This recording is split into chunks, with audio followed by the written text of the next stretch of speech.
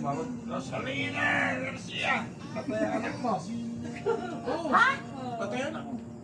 Dami nga yun. Nagising niya tulog. Ako, entok na sa labas. Yan pala ang kapangalan. Kapilido. Hindi, nagulat ako.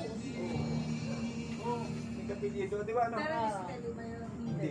Tinignan niya yung ano. Tapos nung ito na, nung time na yun, nung siya yung labor na ano. Wala pa to, maglakad-lakad ka. Tapos, oh, dede mo ha, kulang to sa utot. Hindi po kayong dede, utong. Hindi, kulang to, hindi na po kayong utong. Di ba ano?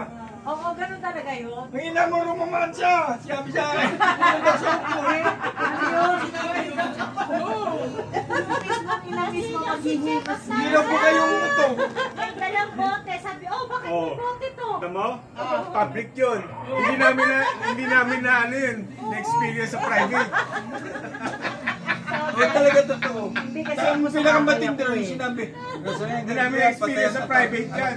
Bawal sa private yung mga ganyang vulgar na ano.